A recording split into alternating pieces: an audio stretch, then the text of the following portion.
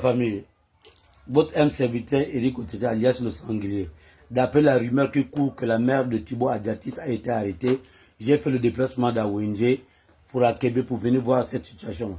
Donc maman est là, mais elle n'a pas été arrêtée. Mais je pense bien que c'est le petit Pépito qui sont venus regarder. Encore rechercher. Donc moi-même je suis en train de chercher Pépito pour pouvoir faire un live d'explication avec Pépito qui nous donne réellement la bonne version. Parce que je n'ai pas envie de spéculer qu'il a été arrêté pour ça et pour ça. Donc lui-même il nous donne la vraie version. Donc là je suis avec la maman de Thibaut Adjatis, elle est chez elle.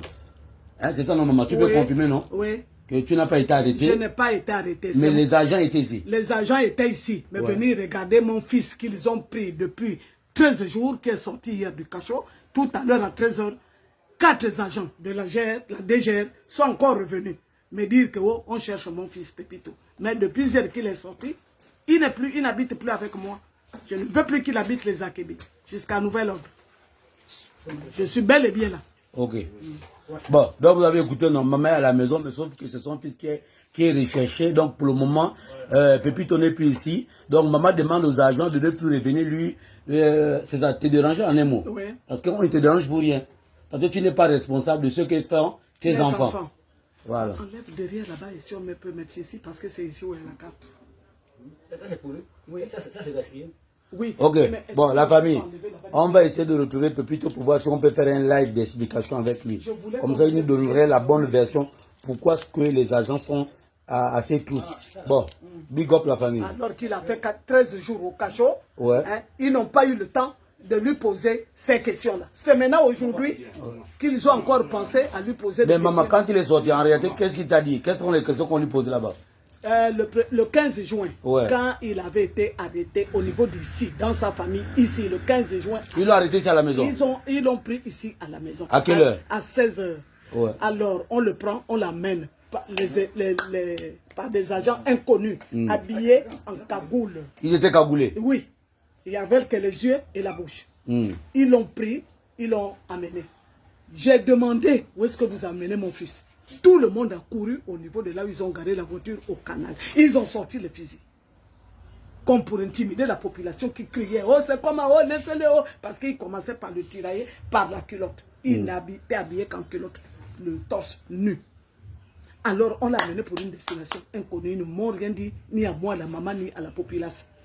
Alors à 17 h, je vais trouver quelqu'un de bonne foi.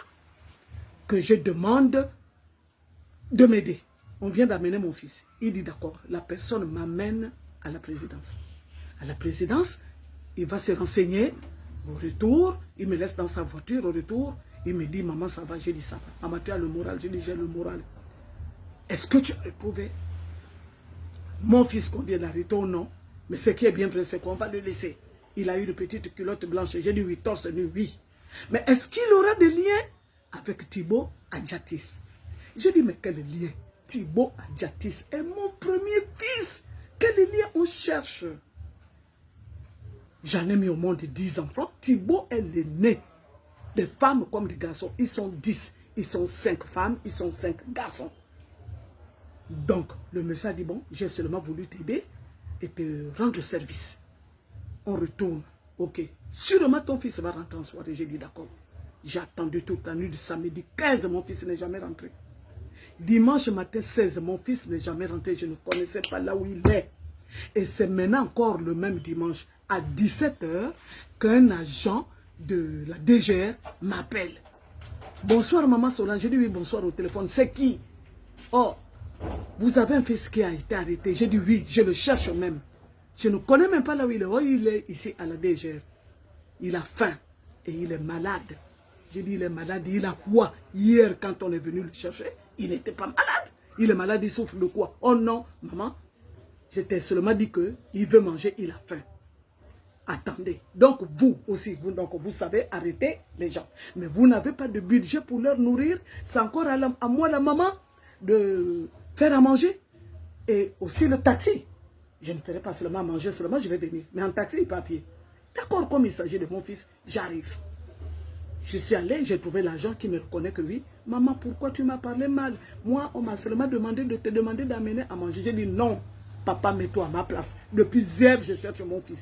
Il a été enlevé par des êtres inconnus qui ne m'ont jamais demandé la destination là où on a mené mon fils. C'est maintenant, en soirée là, me voilà, il fait nuit, que vous me demandez de l'apporter à manger et qu'il est malade. Il souffre de quoi? Bon, j'ai apporté à manger. On m'a fait goûter à manger. Bon, je veux le voir. Il est où? Oh non, tu ne pourras pas le voir. Je dis, comment ça? Je ne pourrais pas le voir. Pourquoi je veux le voir? Depuis hier qu'on l'a enlevé, je ne l'ai pas vu. Je veux bien le voir. Oh non, si tu veux bien le voir, il faut passer demain matin et vous allez discuter avec son enquêteur. Je dis, il n'y a aucun problème. Le lendemain matin, je fais un effort. Je m'y rends. Aller rencontrer son enquêteur qui me raconte, j'appellerais ça raconter sa vie. Oh non, c'est pour nécessité d'enquête. J'ai dit, mais attends, petit. Toi et moi, là, tu ne vois pas que je suis ta mère? Il doit d'abord y avoir un problème de fond, ensuite, une nécessité d'enquête.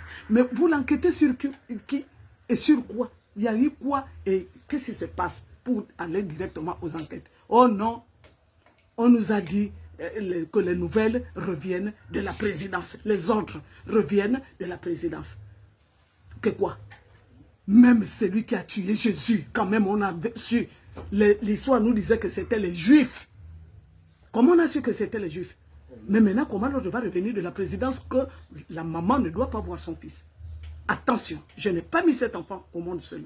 Il a des pères, même si son père est mort, les grands-pères, le grand frère de leur papa vit. Les petits frères de leur papa vivent. Les grandes sœurs de leur papa vivent. Attention.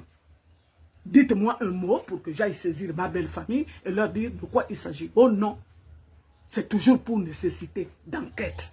J'ai dit merde. Lundi, je ne peux pas voir mon fils, nécessité d'enquête.